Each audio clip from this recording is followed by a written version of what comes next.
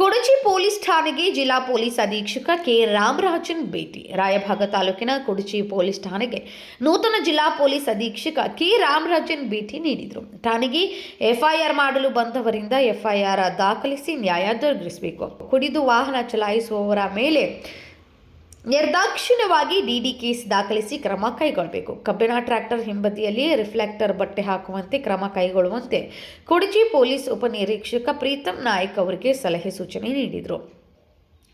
ನಂತರ ಪೊಲೀಸ್ ವಸತಿ ಗೃಹಗಳ ವೀಕ್ಷಣೆ ಮಾಡಿ ಠಾಣಾ ಆವರಣದಲ್ಲಿ ಸಸಿ ನೆಟ್ಟು ನೀರುಣಿಸಿದರು. ಈ ಸಂದರ್ಭದಲ್ಲಿ ಅಥಣಿ ಉಪ ಅಧೀಕ್ಷಕ ಪ್ರಶಾಂತ್ ಮುನ್ನೋಳಿ, ಹಾರುಗೇರಿ ವೃತ್ತ ನಿರೀಕ್ಷಕ ರತನ್ ಕುಮಾರ್ ಜೀರ್ಗ್ಯಾಳ್, ಕಾಗವಾಡ ಪೊಲೀಸ್ ಉಪನಿರೀಕ್ಷಕ ರಾಘವೇಂದ್ರ ಕೋತ್, ತನಿಖಾ ಉಪನಿರೀಕ್ಷಕ ಶಿವರಾಜ್ ಧರಿಗೋನ್, ಸಹಾಯಕ ನಿರೀಕ್ಷಕರಾದ ಎಎಸ್ಐ ಕೆಡಿ ಸಾಳುಂಕೆ, ಸುರೇಶ್ ಕಲ್ಯಾಣ್ಪುರ್ಕರ್, ಸೋಮು ಹಳಕಿ, ಬಾನಪ್ಪ ಕೋತ್, ಪೈಗಂಬರ್ ಗಡೇಕರ್, ಮುಸ್ತಾಕ್ ಖನದಾಳ್ ಹಾಗೂ ಇತರೆ ಸಿಬ್ಬಂದಿಗಳು ಉಪಸ್ಥಿತರಿದ್ದರು.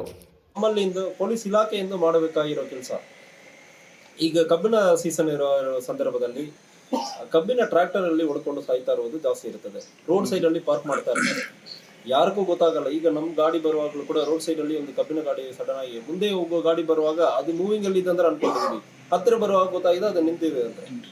ಸೊ ಇಂಥ ಸಂದರ್ಭದಲ್ಲಿ ಆಕ್ಸಿಡೆಂಟ್ ಆಗೋದಕ್ಕೆ ಅವಕಾಶ ಇರ್ತದೆ. ರಿಫ್ಲೆಕ್ಟರ್ ಟೇಪ್ ಇಲ್ಲದೆ ಯಾವುದೇ ಗಾಡಿನೂ ಕೂಡ ರಾತ್ರಿಯಲ್ಲಿ ನಿಲ್ಲಿಸಿರುತ್ತಂದ್ರೆ ಅವ್ರ ಮೇಲ್ಗಡೆ ಕೇಸ್ ಮಾಡಬೇಕಂದ್ರೆ ಸೂಚನೆ ನೀಡಿದ್ದೀನಿ. ಆಲ್ರೆಡಿ ಇಡೀ ಜಿಲ್ಲೆ ಕೊಡ್ತೀವಿ ಆ ಸೂಚನೆ ನೀಡಿದ್ದೀನಿ. ಎರಡನೇದು, ರಿಫ್ಲೆಕ್ಟರ್ ಕ್ಲಾತ್ ಇರ್ತದೆ ಹಿಂದ್ಗಡೆ ಗಾಡಿ ಮೂವಿಂಗ್ ಅಲ್ಲಿ ಇರುವಾಗ ರಾತ್ರಿಯಲ್ಲಿ, ಹಗಲಲ್ಲಿ ಇರಲಿ ರಾತ್ರಿಯಲ್ಲಿ ಇರಲಿ, ಆ ರಿಫ್ಲೆಕ್ಟರ್ ಕ್ಲಾತ್ ಹಾಕಿಕೊಂಡೇ ಕಡ್ಡಾಯವಾಗಿ ಹೋಗ್ಬೇಕು, ಇಲ್ಲಾಂದ್ರೆ ಅದಕ್ಕೆ ಕೇಸ್ ಮಾಡೋಕ್ಕೆ ಹೇಳಿದ್ದೀನಿ.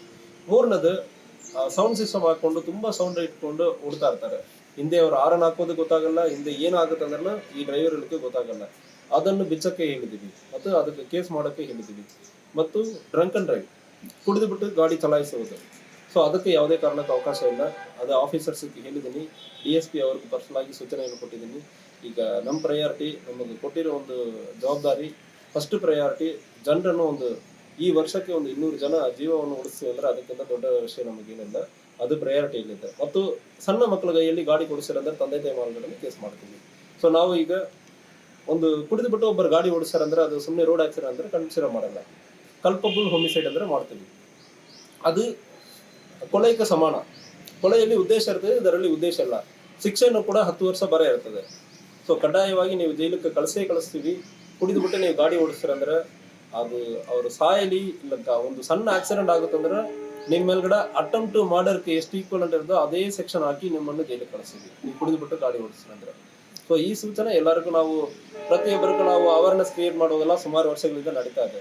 ಈಗ it is a time for enforcement. ಇದು ಖಂಡಿತವಾಗಿ ನಾವು ಮಾಡ್ತೀವಿ. ಓಕೆ, ಕಿಡಿಗೇಡಿಗಳು ಶಾಲಾ ಕಾಲೇಜ್ ಮುಂದೆ ಬಿಟ್ಟ ನಂತರ ಬೈಕ್ಗಳನ್ನು ಜಾಸ್ತಿ ಆವಾಜ್ ಮಾಡಿಕೊಂಡು ಹಾರ್ನ್ ಹೊಡ್ಕೊಳ್ಳೋದು ಮತ್ತು ರೇಸ್ ಮಾಡುವಂಥ ಕೆಲಸಗಳನ್ನು ಬೆಳಗಾವಿ ಡಿಸ್ಟ್ರಿಕ್ಟ್ನಲ್ಲಿ ಬಹಳಷ್ಟು ನಡೀತದೆ. ಆ ವ್ಯಕ್ತಿಗಳ ವಿರುದ್ಧ ಏನು? So same law is applicable. Rash and negligent driving. So rash and negligent, ಬೇಜವಾಬ್ದಾರಿ ವಿಧಾನದಿಂದ ಗಾಡಿ ಓಡಿಸೋದು ಮತ್ತು ವೀಲಿಂಗ್ ಮಾಡ್ತಾ ಅಂದ್ರೆ ಅದಕ್ಕೂ ಕೂಡ, ವೀಲಿಂಗ್ ಮಾಡಿಸುವಾಗ ಯಾರಿಗೂ ಏನೋ ಒಂದು ಆಗುತ್ತದೆ, ಅದಕ್ಕೂ ಕೂಡ ಗಾಡಿ ಸೀಸ್ ಮಾಡ್ತೀವಿ ಮತ್ತು ಅವ್ರು ಅರೆಸ್ಟ್ ಮಾಡಿ ಜೈಲಿಗೆ ಕಳಿಸ್ತೀವಿ. ವೀಲಿಂಗ್ ಮಾಡಿಸೋದು, ತುಂಬ ಬೇಜವಾಬ್ದಾರಿತನದಿಂದ ಗಾಡಿ ಓಡಿಸೋದು.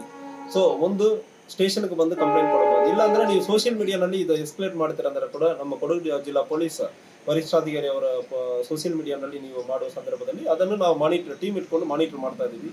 ಯಾರದು ಬರ್ತಂದ್ರೆ ನಾವು ಕಾನೂನು ರೀತಿಯಲ್ಲಿ ಕ್ರಮ ಕೈಗೊಳ್ತೀವಿ. ಸರ್, ಕುರ್ಚಿಯಲ್ಲಿ ಸರ್ ಟ್ರಾಫಿಕ್ ಪ್ರಾಬ್ಲಮ್ ಭಾಳ ಇದೆ ಸರ್. ಸಾಯಂಕಾಲ 5ರಿಂದ ರಾತ್ರಿ 9 ಗಂಟೆವರೆಗೆ ಸರ್ ಮೇನ್ ಮಾರ್ಕೆಟ್ನಲ್ಲಿ ಭಾಳಷ್ಟು ಟ್ರಾಫಿಕ್ ಸಮಸ್ಯೆ ಆಗ್ತೈತೆ ಸರ್. ಈಗಾಗಲೇ ನಾವು ಟ್ವಿಟರ್ನಾಗ ಹಾಕಿದ್ವಿ, ಅವಾಗ ಆ್ಯಕ್ಷನ್ ಆಗಿದೆ ಸರ್. ಸ್ವಲ್ಪ ಈಗ ಅದ್ರ ಮೇಲೆ ಸ್ವಲ್ಪ ಲಕ್ಷ್ಯ ಕೊಡಬೇಕಂತ ಪ್ಲೀಸ್ ರಿಕ್ವೆಸ್ಟ್ ಸರ್. ಸೊ ಇದು ಟ್ರಾಫಿಕ್ ಇಶ್ಯೂ ನಮ್ಮದು ಒಬ್ಬರದ್ದು ಮಾತ್ರ ಇರಲ್ಲ, ದಯವಿಟ್ಟು ಜನ ಅರ್ಥ ಮಾಡ್ಕೊಳ್ಬೇಕು. ಒಂದು ಲೋಕಲ್ ಬಾಡಿ ಇರ್ತದೆ, ಇನ್ನೊಂದು ಮನೆ ಕಟ್ಟುವವರು ಪ್ರತಿಯೊಬ್ಬರು ಪಾರ್ಕಿಂಗ್ ಸ್ಥಳ ಇಲ್ಲದೆ ಗಾಡಿ ಮಾತ್ರ ಇರ್ತದೆ, ಪಾರ್ಕಿಂಗ್ ಸ್ಥಳ ಇಲ್ಲ, ರೋಡಲ್ಲಿ ಪಾರ್ಕ್ ಮಾಡ್ತಾರೆ. So end of the day police ಕಡೆ ಬಂದ್ಬಿಟ್ಟೆ ನೀವು ನಮಗೆ ಗಾಡಿ ಓಡಾಡೋಕ್ಕೆ ಅವಕಾಶ ಇಲ್ಲ ಅಂದ್ರೆ ಒಂದು ಲೋಕಲ್ ಬಾಡಿ ಎನ್ಫೋರ್ಸ್ ಮಾಡಬೇಕಾದ್ರು ನಮ್ಮ ಜೊತೆಗೆ ನಿಂತ್ಕೊಂಡು ಪರ್ಮಿಷನ್ನೇ ಕೊಡಬಾರ್ದು. ಅವ್ರಿಗೆ ಪಾರ್ಕಿಂಗ್ ವ್ಯವಸ್ಥೆ ಇಲ್ಲ ಅಂದ್ರೆ ಅದು ರೆಡಿ ಮಾಡಿಕೊಂಡು ಗಾಡಿ ತಗೊಳ್ಬೇಕು. ಸೊ ಆಲ್ಮೋಸ್ಟ್ ಯಾರು ಕೂಡ ಇಲ್ಲಿ ಪಾರ್ಕಿಂಗ್ ಇಟ್ಕೊಂಡು ಪ್ರಾಪರ್ ಆಗಿ ಕಟ್ಟೋದು ಅರ್ಧ ಜನನೂ ಇಲ್ಲ. ಸೊ ರೋಡಲ್ಲಿ ಪಾರ್ಕ್ ಮಾಡೋದು ಒಂದು. ಇನ್ನೊಂದು, ಯಾವುದೇ ಒಂದು ಸಂತೆ ಯಾವುದೇ ಇರುವ ಸಂದರ್ಭಗಳಲ್ಲಿ ಅಲ್ಲಿ ಪಾರ್ಕಿಂಗ್ಗೆ ನಾವು ವ್ಯವಸ್ಥೆ ಮಾಡಿರಬೇಕು. ಸೊ ಯಾವುದೋ ಒಂದು ಪಾರ್ಕಿಂಗ್ ವ್ಯವಸ್ಥೆ ಮಾಡದೆ ಈಗ ಜನ ಸಂತೆಗೆ ಬರಲೇಬೇಕಾಗುತ್ತದೆ. ಎಲ್ಲಿ ಪಾರ್ಕ್ ಮಾಡ್ತಾರೆ ಜನ? So this difficulty will continue. ಇದು ನಾವು ಜೊತೆಗೆ ಇದು ಎಲ್ಲ ಇಲಾಖೆಯಿಂದ ಸೇರಿ ಮಾಡೋದು ಮತ್ತು ಸಾರ್ವಜನಿಕರು ನಿಮಗೆ ತಿಳುವಳಿಕೆ ಇರಬೇಕಾ. ಇದು ನಾವು ಮಾತ್ರ ಬಂದ್ಬಿಟ್ಟು ಗಾಡಿ ಎಲ್ಲ ನಮ್ಮ ತಲೆ ಮೇಲೆ ಎತ್ಕೊಂಡು ಹೋಗಿ ನಿಮಗೆ ಅವಕಾಶ ಮಾಡಿಕೊಡೋದು ಕೆಲಸ ಅಲ್ಲ. ಸಾರ್ವಜನಿಕರ ಜವಾಬ್ದಾರಿ ಇರುತ್ತದಲ್ಲ. ನಿಮ್ಮ ಗಾಡಿ ಒಂದು ರೋಡಲ್ಲಿ ಸೈಡಲ್ಲಿ ನಿಂತ್ಬಿಟ್ಟು ನೀವು ಹೋಗ್ತೀರಂದ್ರೆ ಹೆಂಗೆ ಆಗುತ್ತದೆ. ಸ್ವಲ್ಪ ಜವಾಬ್ದಾರಿಯಿಂದ ಗಾಡಿ ಓಡಿಸ್ಬೇಕು. Rajashekhar Hiremath, KMM news, Belagavi.